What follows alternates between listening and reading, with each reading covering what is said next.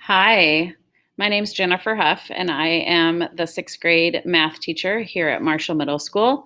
And I apologize for not being able to be at curriculum night. My daughter is playing in a volleyball match, and so I'll be out cheering her on.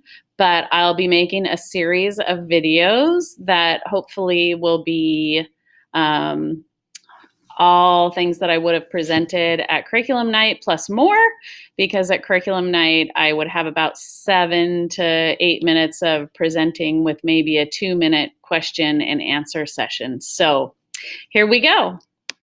So, my name is Mrs. Huff. This is my 19th year teaching. I started my career at Marshall in 1999. I have spent 17 of those years teaching sixth grade. Sixth graders are my people. This is also my 17th year at Marshall. I spent 2 years at Jefferson, and when there was a spot for me to come back to Marshall, I did, and I haven't left. Just an aside, these are my people. This is my oldest, Bailey. She just graduated with her RN degree in June, and she is a NICU nurse at Tacoma General. This is Olivia, my 16-year-old. She goes to school at Capitol, and she is who I'm actually watching play volleyball tonight. And this is my son, Cooper. He's a sixth grader at Griffin this year, and it's weird for me, I'll be honest, because forever my baby has been younger than my students, and this year that's not the case. So the math book, quote unquote, the math book. So we use a curriculum called Open Up or Illustrative Math, and there is a paper book that your child can bring home. It looks like a workbook. It's meant to be used as a workbook, but the district doesn't want us writing in it. So I want to try, since we have the Chromebooks this year, I want to try just using the book online. But if your child wants a copy of the book at home, or if you want a copy of the book at home, by all means, I can send that home with you. It's just something else to be in the backpack, something else to get damaged, spilled on, etc. So I thought we would give it a go. Everything that they do in math will be written in their math notebook, which is also known as the math spiral. On the supply list, I think it said 2 to 3 spiral notebooks only for math. Your child only needs to have one of those at a time. And I did send an email clarifying that home, or I sent the email home a couple days ago, I think. So in the math notebook, it would look something like this, where they've got the assignment written, they've got what problems it is, and then they're answering whatever questions that go with it. Any lessons that we do will be written in the math notebook. The curriculum, I love the curriculum. This is my second year teaching it. It is developmentally appropriate. The pacing is appropriate. The way it's organized works nicely for the way their brains kind of flow. There are online resources, and that will be another part of a video that students can use and families can use as well. Okay, so besides the curriculum resources, Skyward is probably the #1 resource for you.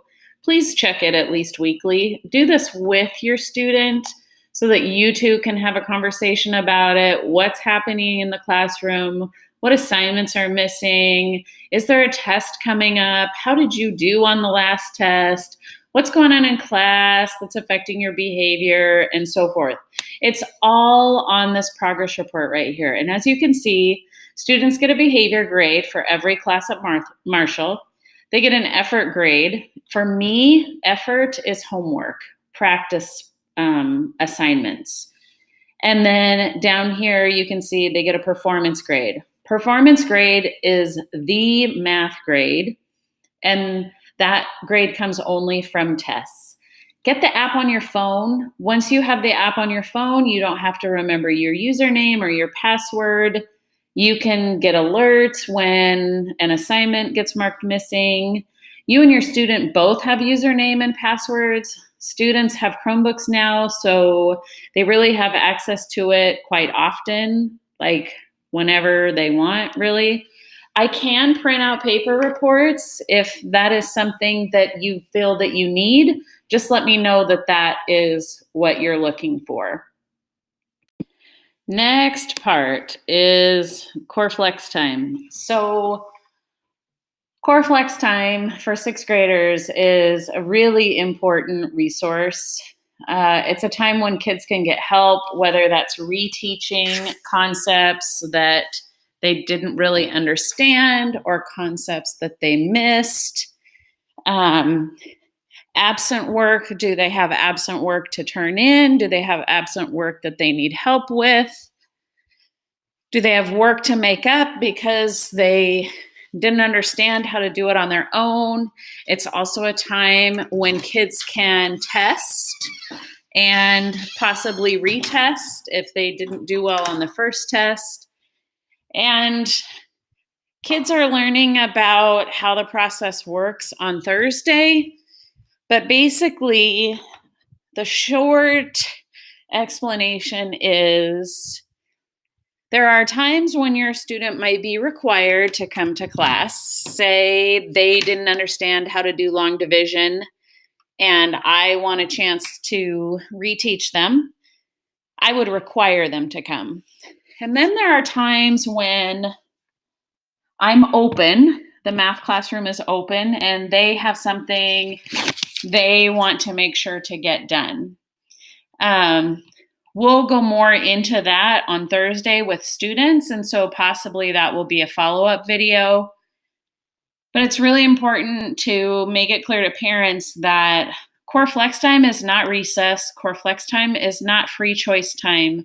Core Flex Time is meant to either help students get caught up or offer enrichment activities until there comes a time when they need reteaching.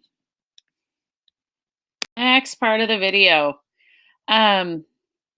So I mentioned our curriculum is online. So from your student's Chromebook, you could have them go to their portal. So this is their portal.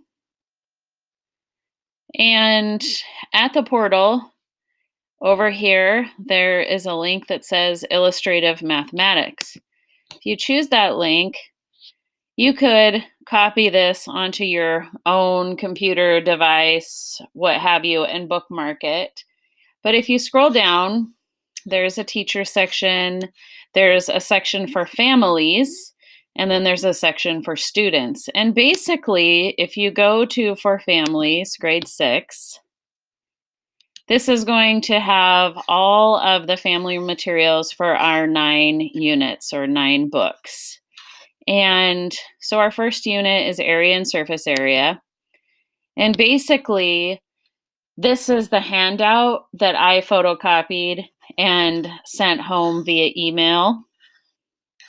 You might notice that some of it looks familiar.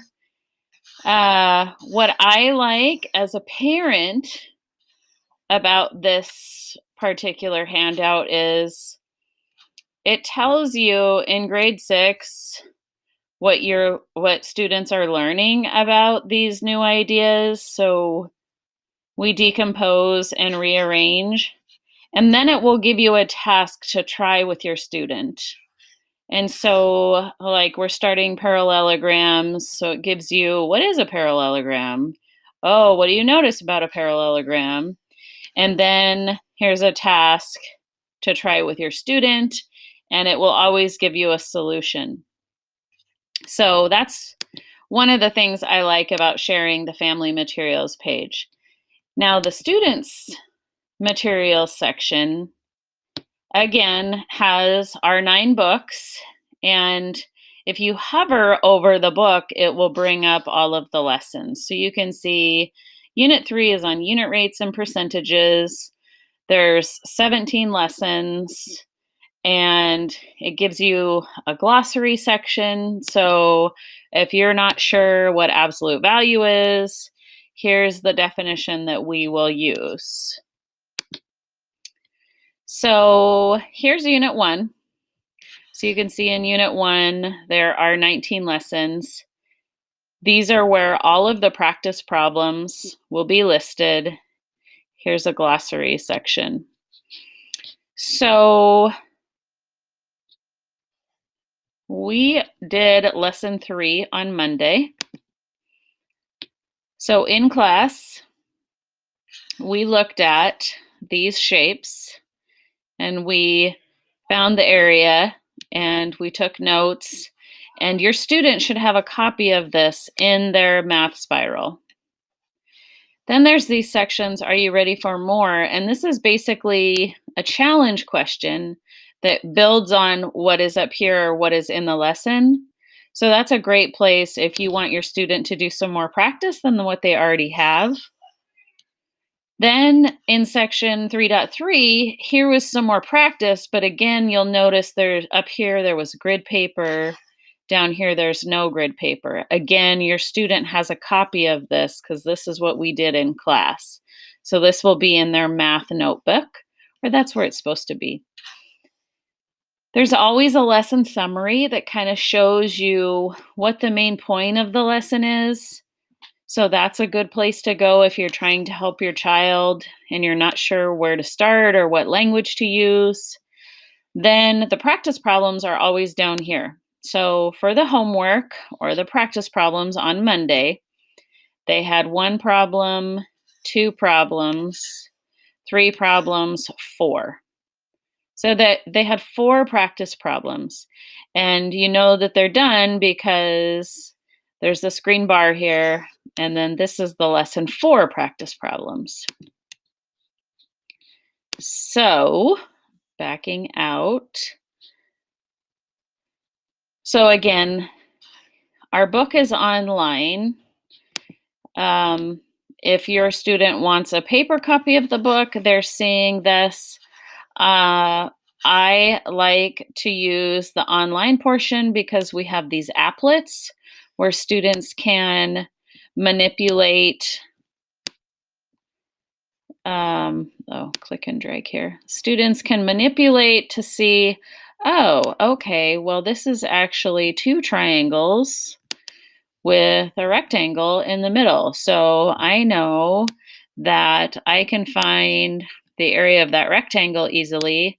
Oh, and then if I look at this carefully, if I put these 2 triangles together, they make another whole rectangle. And I want to start over, so I want to delete those. I don't actually want to delete those. Ooh, yeah, it deleted them. Anyway, you get the idea. So they have these interactive manipulatives to use, and that's kind of a cool thing. The practice problems are here. I don't suggest students work ahead. I know it might be tempting, but if you aren't taught how to do something and you practice it wrong, when it's time to perform, that's how you perform. You perform it wrong. So that is, I think, something really cool about what our curriculum is offering this year. We'll see if it's as cool as I hope it is.